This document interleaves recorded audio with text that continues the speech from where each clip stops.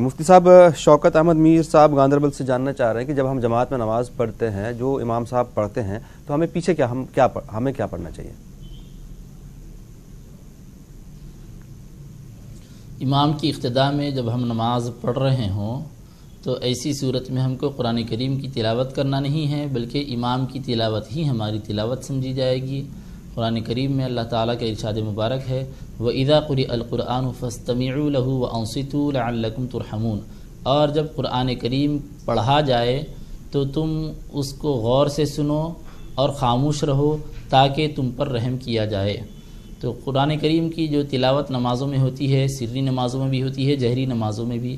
جہری نمازیں جو فجر اور مغرب عشاء ہیں جس میں امام صاحب آواز سے تلاوت کرتے ہیں، غور سے سننا چاہیے جیسا کہ آیت کریمہ میں اللہ تعالیٰ نے حکم فرمایا۔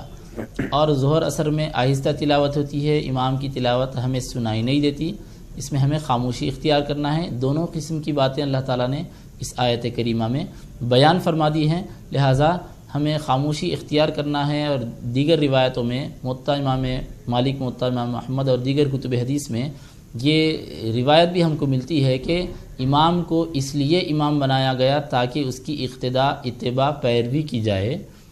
تو امام کی قرات ہی مقتدی کی قرات ہے، یعنی امام جب تلاوت کر رہا ہے سارے مقتدیوں کا امام اور مقتدا بن کر، پیشوا بن کر تلاوت کر رہا ہے، تو اس کا تلاوت کرنا اس کا اپنا بھی ہے اور مقتدیوں کی جانب سے وہ نمائندگی بھی کر رہا ہے۔ لہٰذا امام کی اتباع کرتے وقت، امام کے پیچھے نماز پڑھتے وقت ہم کو تلاوت کرنا نہیں ہے۔ جی شکریہ۔